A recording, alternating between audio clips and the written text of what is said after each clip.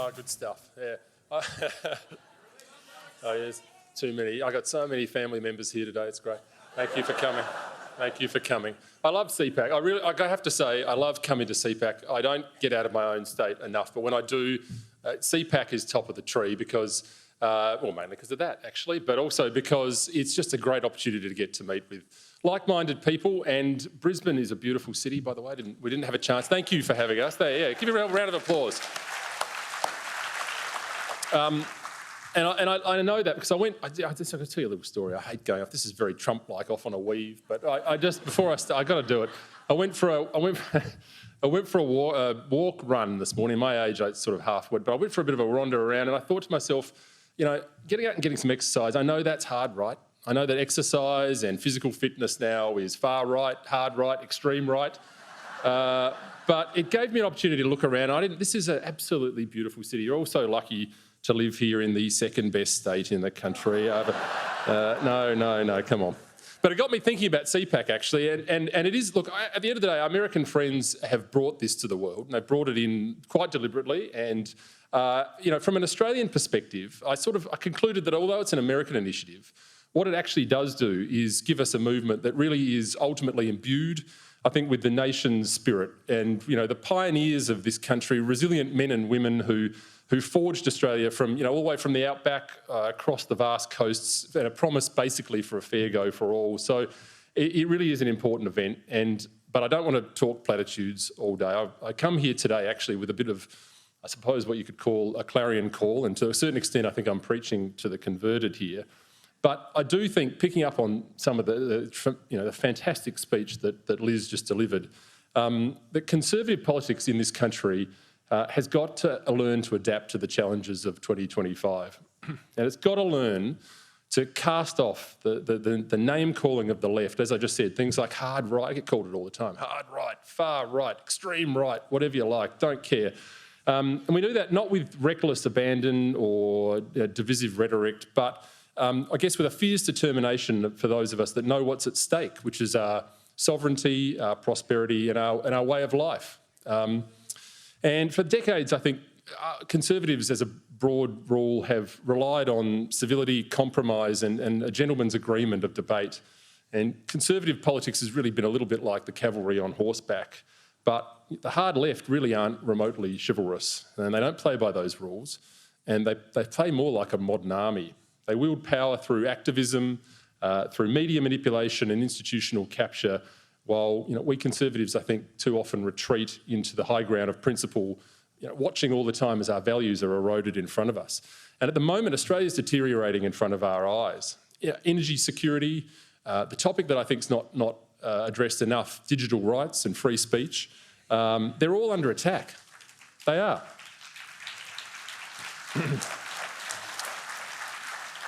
And I think ultimately the culprit for this is not just so-called progressive politics. It's not just Labor and the Greens. It's actually Conservatives vacating the field.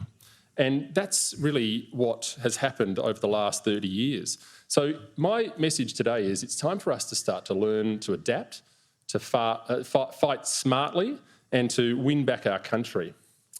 And let's be honest, this Labor government doesn't see policy through the eyes of what's good for this country. It sees it through the eyes of what it can do for them politically and for their own reputations with their idols overseas with the global elite. We see it all the time with Labor politicians flying overseas to go to some think tank and sit on a panel and talk about stuff and lap up the adulation of a different part of the world. But the consequences are hitting Australians very, very hard at the moment.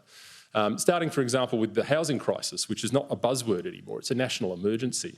Young Australians are now being priced out of the first homeowners market, forcing families into cramped rentals or, even worse, many cases, in alarming rates, homelessness across the country. And you can imagine a young couple here in Brisbane, both working full-time, but not even able to afford a modest apartment. That is not in any way the Australia that we grew up in, that I grew up in. And it's not really conserving anything, is it?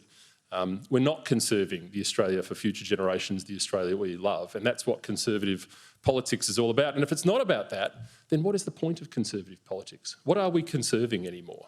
It may be time to put an R in front of this now, RPAC, Reformation Political Conscience. I think we need to start reforming rather than operating on the basis that we are simply conserving.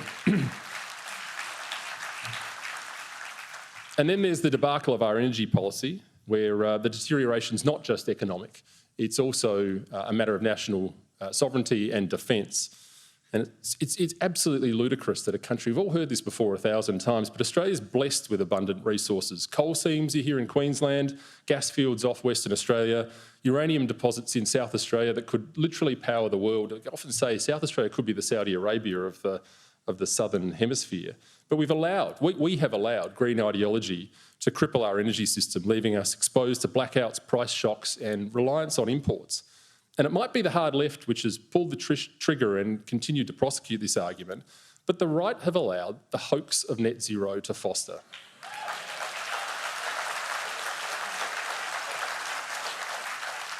And the Australian Energy Market Operator has flagged potential supply shortfalls this summer, with renewable intermittency and wind and solar failing when the sun doesn't shine and the wind doesn't blow, exacerbating the problem.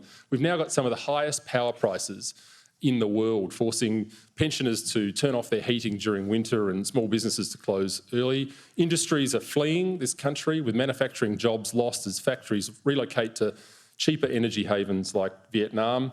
And then there's our fuel security, which is genuinely a national debacle. 50 days worth of stocks in this country, 31 for petrol, far below the international standard of, I think, 90 days. Global unrest could cut us off from the world, grinding our economy to a halt. And Conservatives have talked, I think, a big game on affordable energy, but at the same time, we're the ones that signed on to the Paris Accord. We're the ones that, this is the one that binds us while China do what they want.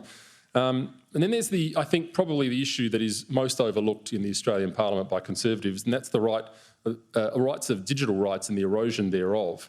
And that sort of ties into free speech, which ultimately is the bedrock of our democracy. And look, I think, frankly, sometimes our side of politics has fallen hook, line and sinker for the line, it's for your safety and it's for your children's safety. We've got to get over this. What a lot of absolute nonsense. The government doesn't care about your kids. The media doesn't care about your kids. You care about your kids. And frankly, your kids, you should be in charge of your kids, not some government bureaucrat.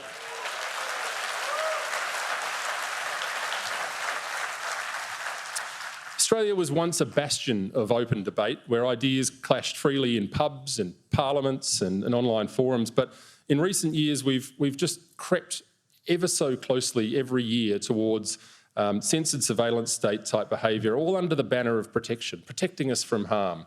Last year, the proposed misinformation bill aimed to give the Australian Communications and Media Authority sweeping powers to fine platforms for not removing harmful content. Now, thankfully, due to, I would say, a lot of the pressure from people in this room, from people outside, and in actual fact, the pressure from the crossbench and the Greens in the end, extraordinarily, the government ultimately didn't introduce that bill properly into the Senate and didn't proceed, but the threat still lingers.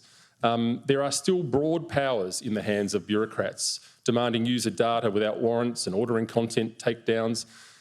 If conservative voices like podcasters and commentators and ordinary citizens aren't actually being censored, then they're certainly self-censoring through fear and through fearing bans, even lawfare, or even just doxing out in the real world. Many are doing this as a second job or a hobby.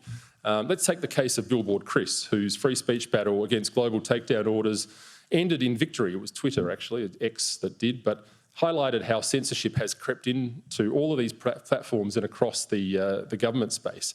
The truth is, this has got nothing to do with safety. It's got to do with suppression and allowing governments to help define what is actually the truth.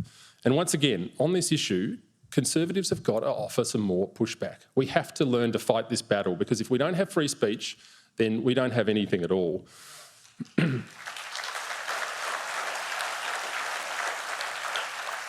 So we need to find our voices that will help protect anonymity, repeal overreach, and ensure platforms can't censor lawful speech. And last month, I reintroduced a private senator's bill into the Senate to repeal the Digital ID Act because we simply cannot stand by and allow this country to get turned into a digital prison. That was a bill first introduced in the 47th Parliament and reintroduced into the 48th. Free expression just isn't optional. It's the oxygen of democracy. So the question is, how is this unravelled? Thank you. Well, it's unravelled because I think the neoliberal framework of the early 2000s just doesn't fit our current reality anymore. Back then, globalisation delivered cheap imports and growth and net migration at manageable levels, and so we ended up getting cheap TVs, but we've damaged our country dramatically as a result. China weaponises trade, climate activism, sabotages industries, progressive ideologies have captured our institutions, and deregulation ultimately birthed tech monopolies that now censor and surveil. This sort of hands-off approach to government and I guess has allowed the radicals to dominate education and the media, and conservatives, frankly, we have been outmanoeuvred by the left's tactics, by the lawfare, by the cancel culture and by the narrative control. We've consistently championed policies rooted in economic stability, low taxes and traditional values, priorities that served us well, of course, during times of actual prosperity, and that worked. It worked 30 years ago, but times have changed. We're not in Kansas anymore. The political landscape of 2025 is not the same as it was for generations past, and if the right continues to pretend that it is, we're going to continue to fall behind. And it's not exclusive to Australia. We can be seen all across the West, the similar phenomenon. And we know we have to take heed of the words of Liz earlier on, and take heed from what's happening from the conservative perspective in Europe and North America. There are conservatives in that part of the world that have learnt to adapt, and they've learnt how to succeed. And we've seen others in other parts of the world, like the Tories in the UK, who are now close to extinction, frankly. And why? Because they're not fighting the fight. Conservative politics in Australia cannot remain in a perpetual state of 1996. And while all the time, because all the time conservatism globally has evolved to reflect a continually uncertain and ever-changing world, it is time to fight back. We've got to mobilise grassroots movements, harness social media properly, expose hypocrisies, and hypocrisies like people flying in. There's a talk now of COP20, whatever we're up to, 27, 26, coming to Adelaide, and of course they're all going to fly in on their private jets. Burning jet fuel as they come in. We've got to stop taking political advice from our opponents, frankly, and we've got to stop listening to the media, with all due respect to anyone from the fake news media that's in the audience. Sorry about that if you are, but we're probably not talking to you, probably aiming that at others. And we've got to deliver policies that actually work in the real world. Conservatives have also, this is another bugbear of mine, we've got to stop waiting until an issue is safe before we start prosecuting it. We saw that play out so clearly during the Voice campaign. There were a handful of us counselling against it at the start, but then on referendum night, everyone had a no cap on, you know. It's got to stop. More now than ever, we've got to start taking real steps to protect free speech. Not making convenient arguments about why it's okay to silence Australians in this instance but not in others, but stand for free speech in fierce terms. And conferences like this are critical, as are opinion articles, but Conservatives have got to start putting their money where their mouth is and start taking action. Future generations of Australians are counting on us to hand over to them a country which is reminiscent of the one we grew up in. And at the moment, we're not doing that. We're failing. The US has learned how to fight under Trump. Malay is doing it in Argentina, and Farage is leading the way in the United Kingdom. Conservatives in Australia have got to start fighting, and then we're going to start winning. We've got to learn how to fight. We'll reclaim Australia. We'll reclaim its prosperous, secure and free nature. But if we don't, we're going to lose it forever. So I want to thank you all. God bless you all, and God bless Australia.